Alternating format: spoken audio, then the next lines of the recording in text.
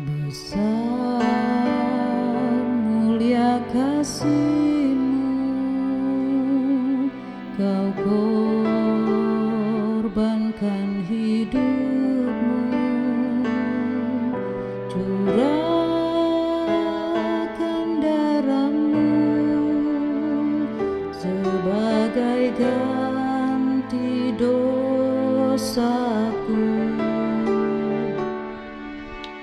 Berikan harapan di dalam kesesatan. Agunglah perbuatan-Mu, Yesus Tuhan penebusku. Karena kasih-Mu yang selamatkanku, menyucikan dan menebus hidupku. Ku naikkan syukur buat pengorbanan-Mu, Maha mulia dan terindah Kau, Yesus.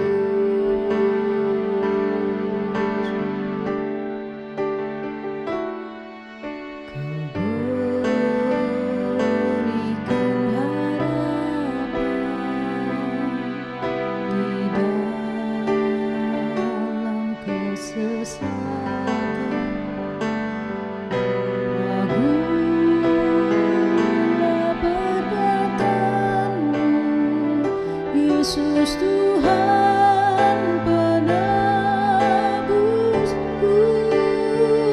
Karena kasih-Mu yang selamatkanku, menyucikan dan menebus hidupku. Ku naikkan syukur buat pengorbanan-Mu, Maha mulia. Karena kasih-Mu yang selamatkanku, menyucikan dan menebus hidupku. Ku naikkan syukur buat pengorbanan-Mu, Maha mulia.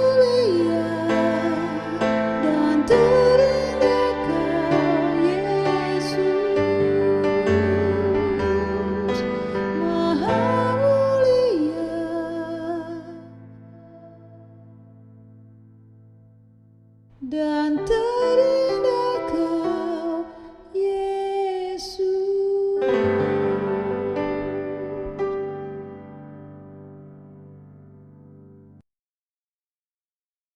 Sungguh alangkah baiknya, sungguh alangkah indahnya bila saudara hidup rukun bersama. Sungguh alangkah baiknya, sungguh alangkah indahnya bila saudara semua hidup rukun. Semua angkat tangan tinggi seperti minyak di kepala Harun yang berjanggut dan jubahnya tuh seperti embun di bukit Hermon. Semua bilang mengalir. Amin. Sebab kesanalah Allah agar berkat-berkatnya tercurah serta memberikan anugerah hidup selama-lamanya.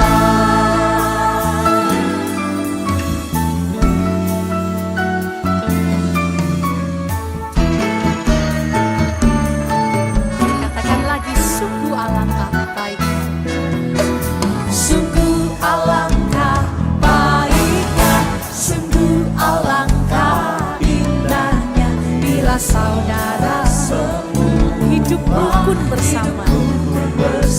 Sungguh alangkah baiknya, sungguh alangkah baiknya, sungguh alangkah indahnya bila saudara hidup rukun bersama. Katakan seperti minyak di kepala Harun yang berjanggut dan jubahnya. Katakan seperti embun mengalir ke bukit Sion. Sebab kesanalah semua saling memberkati, berkatnya tercurah serta memberikan anugerah hidup selama-lamanya. Angkat tanganmu seperti minyak di kepala Harun yang berjanggut dan jubahnya turun seperti embun di bukit mengalir. Amin.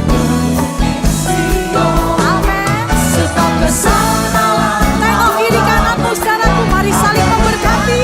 Amin. Serta memberikan anugerah hidup selama-lamanya. Lagi Bapak Ibu, seperti minyak di kepala Harun yang berjanggut dan jubahnya turun seperti embun.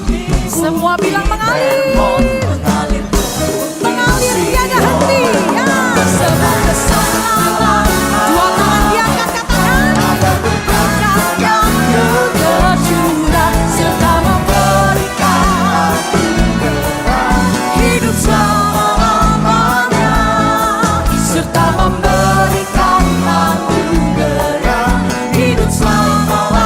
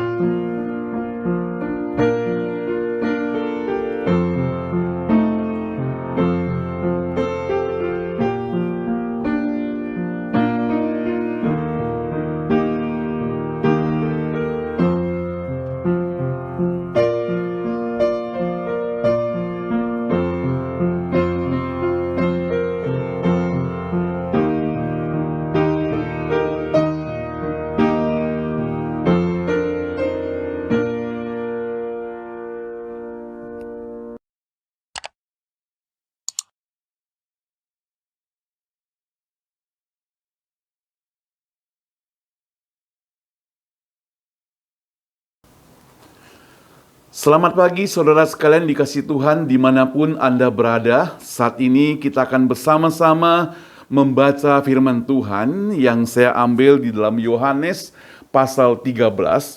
Kita akan membaca mulai dari ayat pertama dan seterusnya. Firman Tuhan, Lembaga Alkitab Terjemahan Baru memberikan judul Yesus membasuh kaki murid-muridnya. Ayat pertama, saudara. Sementara itu, sebelum hari raya Paskah mulai, Yesus telah tahu bahwa saatnya sudah tiba untuk beralih dari dunia ini kepada Bapa. Sama seperti ia senantiasa mengasihi murid-muridnya, demikian sekarang ia mengasihi mereka sampai kepada kesudahannya. Mereka sedang makan bersama dan iblis telah membisikkan rencana dalam hati Yudas Iskariot, anak Simon, untuk mengkhianati dia. Yesus tahu bahwa Bapanya telah menyerahkan segala sesuatu kepadanya, bahwa ia datang dari Allah dan kembali kepada Allah. Lalu bangunlah Yesus dan menanggalkan jubahnya, ia mengambil selai kain lenan dan mengikatkannya pada pinggangnya. Ayat kelima, kemudian ia menuangkan air ke dalam sebuah basi dan memulai membasuh kaki murid-muridnya, lalu menyekanya dengan kain dan yang terikat pada pinggangnya itu. Maka sampailah ia kepada Simon Petrus, kata Petrus kepadanya, "Tuhan, mengapa engkau membasuh kakiku?" Jawab Yesus kepadanya, "Apakah yang kuperbuat? Engkau tidak tahu sekarang, tetapi engkau akan mengertinya kelak." Kata Petrus kepadanya, "Engkau tidak akan membasuh kakiku sampai selama-lamanya." Jawab Yesus, "Jikalau aku tidak membasuh engkau, engkau tidak mendapat bagian dalam aku." Kata Simon Petrus kepadanya, "Tuhan, jangan hanya kakiku saja, tapi juga tangan dan kepalaku." Kata Yesus kepadanya, "Barang siapa telah mandi, ia tidak usah membasuh lagi selain membasuh kakinya, karena ia sudah bersih seluruhnya. Juga kamu sudah bersih, hanya tidak semua. Sebab ia tahu siapa yang akan menyerahkan dia. Karena itu ia berkata, tidak semua kamu bersih." Sesudah ia membasuh kaki mereka, ia mengenakan pakaiannya dan kembali ke tempatnya. Lalu ia berkata kepada mereka, "Mengertikah kamu apa yang telah kuperbuat kepadamu? Kamu menyebut aku guru dan Tuhan. Dan katamu itu tepat, sebab memang akulah guru dan Tuhan. Jadi, jikalau aku membasuh kakimu, aku yang adalah Tuhan dan gurumu, maka kamu pun wajib saling membasuh kakimu. Sebab aku telah memberikan suatu teladan kepadamu supaya kamu juga perbuat sama seperti yang telah kuperbuat kepadamu. Aku berkata kepadamu, sesungguhnya seorang hamba tidaklah lebih tinggi daripada tuannya, ataupun seorang utusan itu daripada yang mengutusnya. Jikalau kamu tahu semuanya ini, maka berbahagialah kamu jika kamu melakukannya." Saudara yang saya kasih Tuhan, mari kita berdoa. Bapa di surga, terima kasih untuk kesempatan kita membaca firman-Mu dan kesempatan untuk kami merenungkannya. Tuhan, pakailah hamba-Mu dalam segala keterbatasannya, berikan hikmat daripada Tuhan, supaya firman Tuhan yang disampaikan jadi berkat bagi kami semua. Di dalam nama Tuhan Yesus kami berdoa. Amin. Saudara, tema Yesus membasuh kaki murid-muridnya. Saudara, apa yang dimaksud dengan membasuh kaki murid-muridnya, saudara? Ini yang mau kita renungkan bersama. Peristiwa ini seringkali dipraktekkan anak-anak Tuhan menjelang hari Jumat Agung maupun hari Paskah. Mereka ingin mengenang kembali bagaimana Yesus melakukan pembasuhan kaki kepada murid-muridnya. Saudara, mari kita kembali kepada Alkitab. Dikatakan di sini, sebelum hari raya Paskah mulai, jadi Yesus telah tahu bahwa saatnya itu telah tiba. Dengan kata lain, Yesus yang maha tahu, Yesus yang adalah Tuhan, dia tahu bahwa waktunya itu sekarang tinggal sedikit. Dia tahu bahwasannya sekarang itu sudah hampir selesai tugasnya di dunia ini. Dia harus segera kembali kepada Bapa. Maka saudara, sejak semula kita tahu bahwa Tuhan Allah mengasihi umat manusia. Anaknya dia rela korbankan untuk kita satu-satunya. Saudara, berbicara tentang anak Tuhan, nanti orang perdebatkan lagi. Mana bapaknya? Bapaknya yaitu di surga mungkin. Tapi mana ibunya? Tapi saudara, janganlah kita memperdebatkan ini. Ya, karena kalau kita perdebatkan, kita yang akan rugi. Ya. Kenapa saudara? Kita berdebat dengan orang yang tidak mengerti. Sebenarnya biasa kalau disebut dengan anak. Ya, ada ibu kota. Masa ada anak kota? Gak pernah saya dengar. Ada anak kunci. Ada pula mama kuncinya? Gak ada kan? Jadi dua contoh seperti ini yang sederhana, kita sudah bisa melihat bahwasannya apa yang diperdebatkan itu tidak perlu. Nah saudara yang dikasih Tuhan, waktu Allah mengutus anaknya yang tunggal untuk menyelamatkan umat manusia, maka di sini dikatakan ia begitu mengasihi kita. Kasihnya itu sulit digambarkan, saudara. Kalau hanya sebesar ini, gak mungkin. Tapi ada seorang pendeta mengatakan kasih Tuhan pada kita itu bagaimana besarnya? Sebesar ini, saudara. Sebesar-besarnya dia mengasihi kita. Sehingga anaknya yang dikasihinya pun dia rela korbankan untuk kita, saudara. Nah, saudara, kasihnya berlanjut. Kasihnya tidak berhenti. Di sini dikatakan sama seperti ia senantiasa mengasihi murid-muridnya, demikian sekarang ia mengasihi mereka sampai kepada kesudahannya. Nah, sekarang mereka sedang makan bersama. Ternyata saudara, Yesus sudah mengetahui karena dia maha tahu. Dia mengetahui bahwa di antara murid-muridnya yang 12 itu, ada satu orang yang bernama Yudas Iskariot, anak Simon. Dia itu sudah merancangkan satu rancangan untuk mengkhianati dia.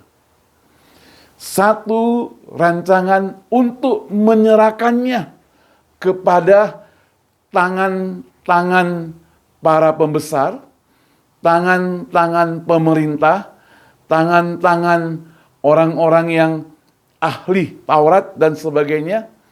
Ya, pokoknya ingin membunuhnya lah. Nah, saudara yang dikasih Tuhan, di sini katakan Yudas sedang merencanakan itu.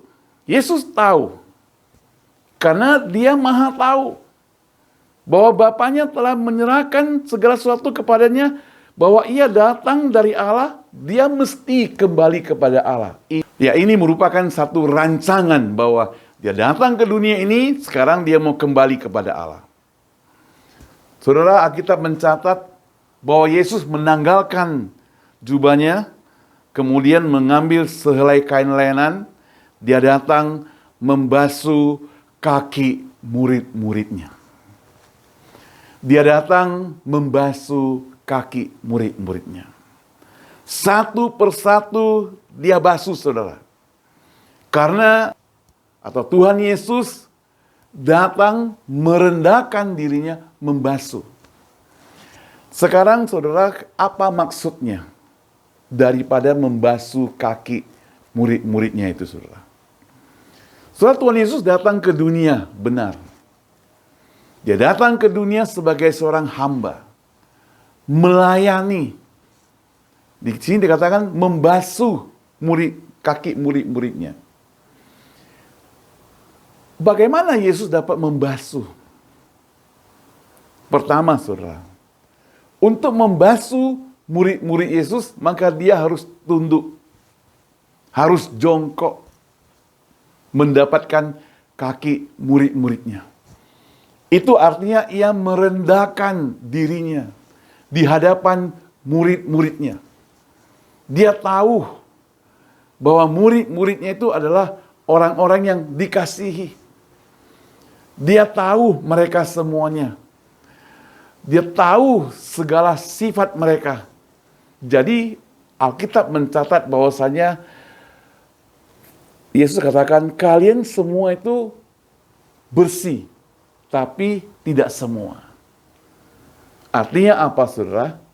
Artinya masih ada satu murid yang tidak bersih, yang nanti akan mengkhianati dia. Saudara, dia tunduk, itu berarti dia merendahkan. Saudara, kita sebagai anak Tuhan, sebagai orang yang percaya, ketika kita merenungkan kembali peristiwa ini, maka kita mesti menjalani bukan hanya sekedar mempraktekkan membasuh kaki.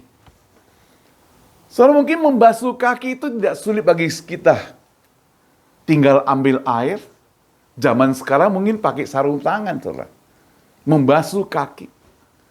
Kalau zaman sekarang, kalau gereja mau praktekkan membasuh kaki, saudara, saya berani 100% percaya bahwa orang-orang yang datang, dia membersihkan kakinya terlebih dahulu. Dia cuci bersih. Mungkin dia gunting kuku, kasih rapi. Dia taruh gincu atau kutek, kasih bagus. Dia taruh minyak wangi. Supaya orang yang membersihkan kakinya itu tidak merasa bau. Si pembersih juga mungkin sudah pakai masker, saudara. Pakai sarung tangan. Karena takut. Mana tahu ada kotoran, ada virus. Nah, zaman Yesus tidak demikian. Saudara tahu murid-murid Yesus itu memakai sepatu yang bolong-bolong. Yang seperti sarang, saudara. Jadi bisa masuk debu. Kalau kena becek, itu sebabnya di depan rumah mereka selalu ada baskom, atau di sini dikatakan basi, berisi air untuk membasuh kaki sebelum orang-orang masuk ke rumah, karena kotor. Di padang berantara kotor kaki mereka. Dan pada waktu itu, Yesus melakukannya buat murid-muridnya. Berarti yang kotor itu dia mau bersihkan. Dia tunduk. Dia jongkok membersihkan kaki murid-muridnya. Saudara dikasih Tuhan, dia merendahkan dirinya. Yang kedua, saudara, membasuh kaki juga menunjukkan bagaimana Yesus mengasihi murid-muridnya. Dia ingin murid-muridnya bersih. Dia mempraktekkannya, menteladani. Dia ingin juga seperti murid-muridnya saling memperhatikan orang lain. Bukan hanya sekedar memperhatikan tahu siapa dia, tapi memperhatikan juga care, juga bisa menolong sesama orang percaya, seperti zaman sekarang ini. So hari ini sebagai anak Tuhan, kita sudah melayani bertahun-tahun di gereja, datang ke ibadah dan sebagainya. Kita sering lupa dan tidak mengerti. Sebenarnya kita ini diciptakan Tuhan bukan untuk diri sendiri. Kita bekerja mati-matian di dunia ini, dapat berkat daripada Tuhan, bukan untuk diri kita sendiri, tapi untuk menjadi kemuliaan bagi nama Tuhan. Caranya bagaimana? Ada banyak. Pertama tentu kita menjaga kondisi kita. Kedua, berkat Tuhan yang lebih kita perlu salurkan karena kita tidak mendapatkan lebih, itu merupakan titipan. Kita sudah dapatkan yang cukup. Tuhan tahu kita bisa dapatkan lebih, tapi lebih itu merupakan titipan. Saudara, pada waktu beberapa minggu terakhir ini, saya sempat berkenalan dengan orang yang mengaku ahli dalam investment. Ahli menanam modal. Wah, luar biasa. Dia punya pergumulan dalam keluarga, tapi untuk usaha investment dia cap jempol. Jadi, dia punya kelemahan, tapi dia juga punya kelebihan. Dia katakan, saya harus bekerja, cari uang sebanyak-banyaknya, berusaha sekuat tenaga. Karena saya memikirkan masa depan, juga masa depan anakku. Jadi setiap hari dia bekerja. Bekerja mati-matian, fokusnya hanya uang, uang, uang. Jadi kalau bicara sama dia, hanya fokus uang, uang. Kita bicara firman Tuhan, dia kembalikan uang, uang. Saudara, orang yang demikian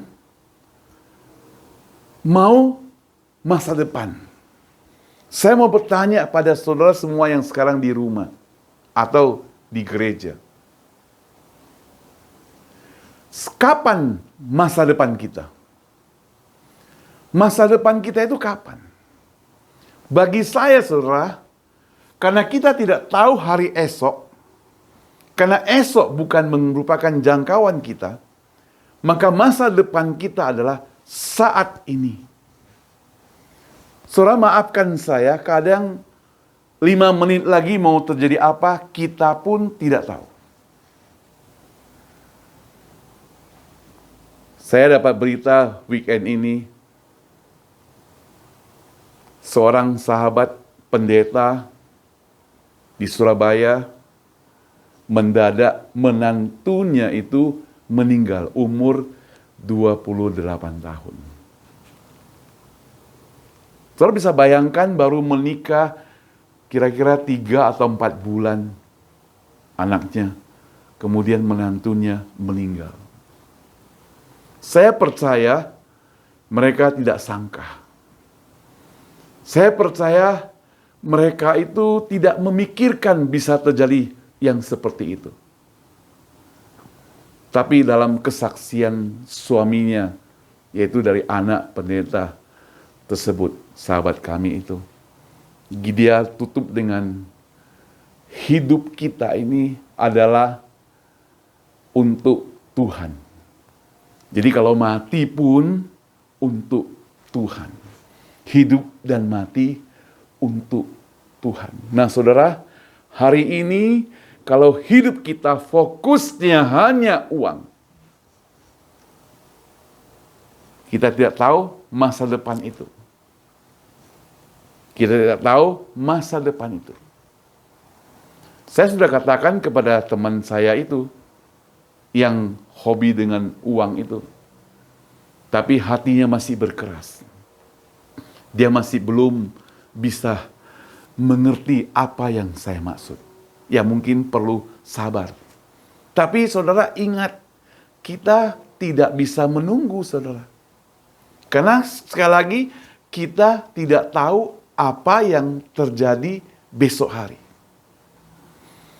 Yesus katakan, harus saling membantu. Membantunya kapan? Ya membantunya sekarang juga. Saat ini juga. Saudara yang dikasih Tuhan, Yesus sudah mempraktekkan semuanya di dalam membasuh kaki murid-muridnya. Dia katakan, kita harus menteladani apa yang dia kerjakan. Saudara, untuk membasuh kaki orang lain. Yang ketiga, itu perlu yang namanya berkorban. Berkorban perasaan. Bisa dihina, merasa rendah. Tapi itulah yang Tuhan Yesus praktekkan dalam hidupnya untuk kita. Sebagai umat Tuhan, kita mesti demikian, saudara. Mempraktekkan yang terbaik untuk orang lain. Firman Tuhan berkata, aku berkata kepadamu, ayat 16, sesungguhnya seorang hamba tidaklah lebih tinggi daripada tuannya, ataupun seorang utusan daripada dia yang mengutusnya. Jikalau kamu tahu semua ini, maka berbahagialah kamu jika kamu melakukannya. Jadi sekali lagi saudara, Tuhan mengajarkan bahwa hidup kita itu bukan untuk meninggikan diri, tapi merendah. Kita disuruh sadar bahwa kita ini adalah seorang hamba. Seorang hamba tidak akan melebihi Tuhan.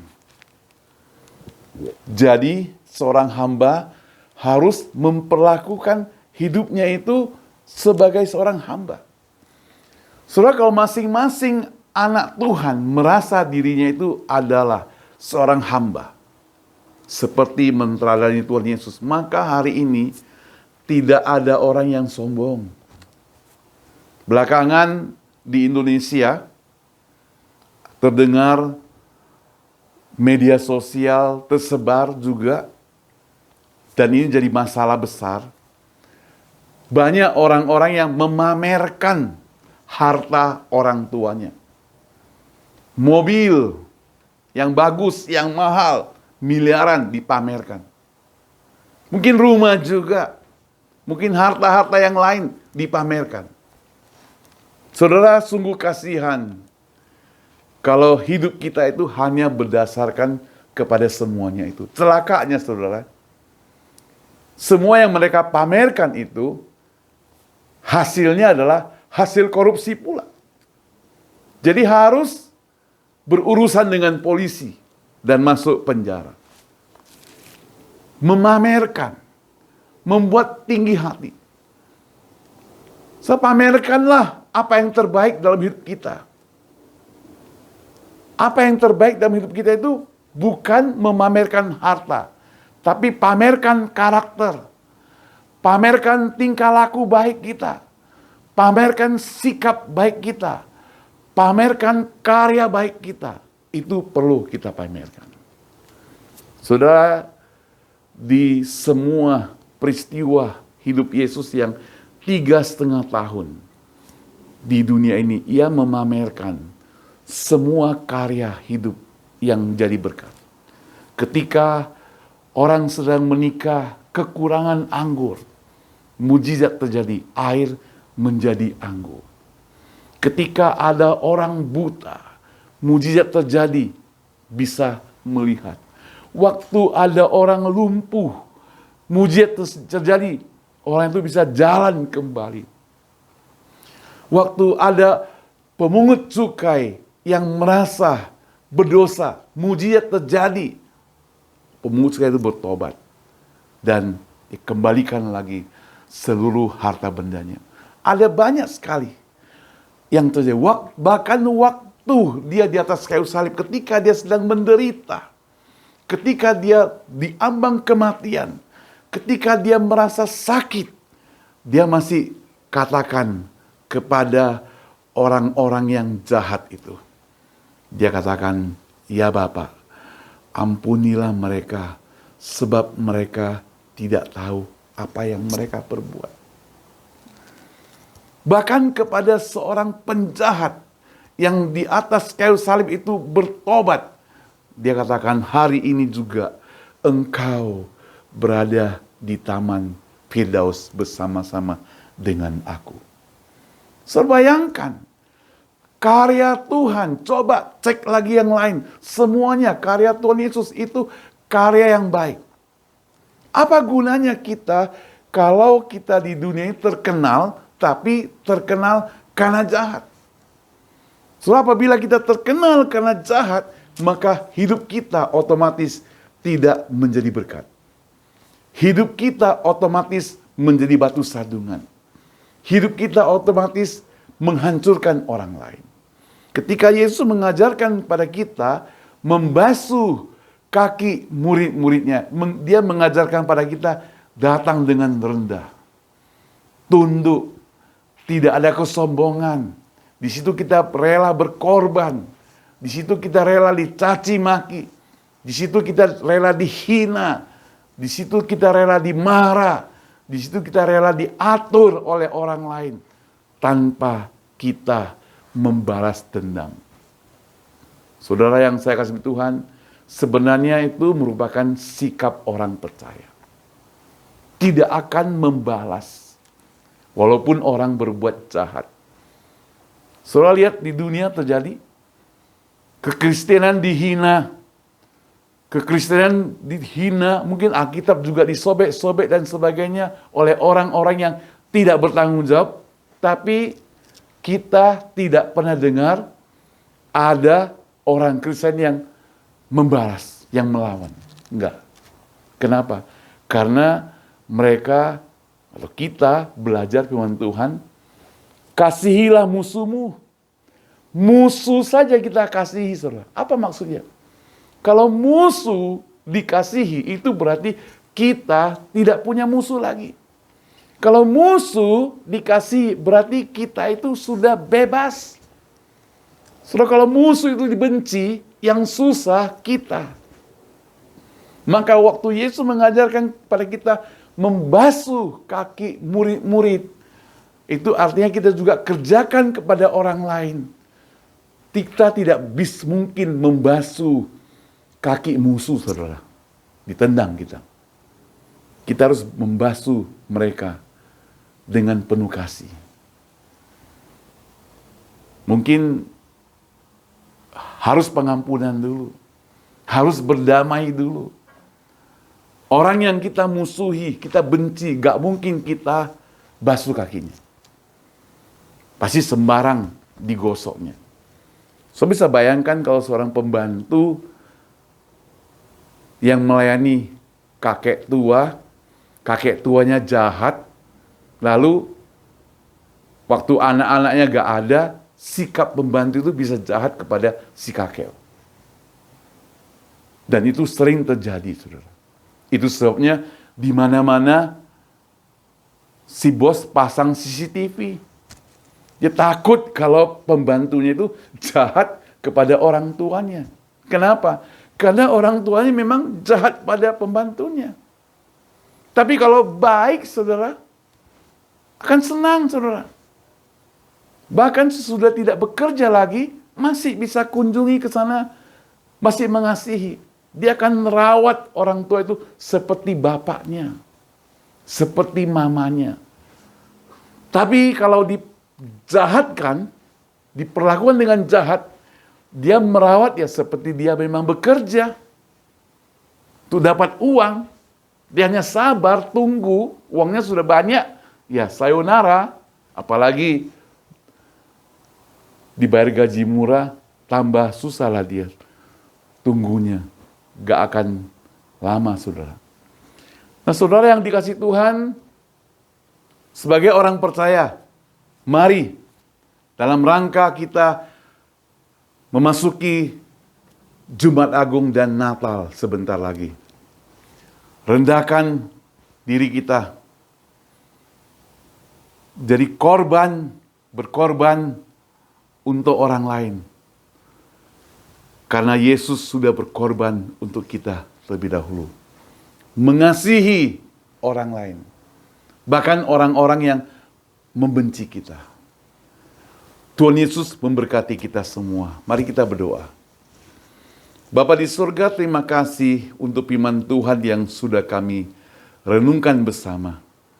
Pakailah hidup kami saat ini Tuhan, supaya kami boleh mengerti dengan jelas apa firman Tuhan yang sudah kami dengar. Tuhan, kalau kami hari ini masih menyombongkan diri, masih merasa diri hebat, masih tinggi hati, masih merasa orang-orang yang berkuasa dan sebagainya. Ampuni kami Tuhan, karena di hadapan Tuhan kami itu sama. Kita itu sama. Apalagi kami memperlakukan orang lain dengan tidak baik. Tuhan ampuni kami. Kami akan bertobat Tuhan, supaya benar-benar kami belajar seperti Engkau Yesus, yang membasuh kaki murid-muridnya dengan rendah hati, dengan berkorban, dengan kasih yang murni. Dengar doa kami. Dengar doa kami Tuhan. Dalam nama Tuhan Yesus yang berdoa. Amin. Tuhan Yesus memberkati kita semua. Sampai ketemu.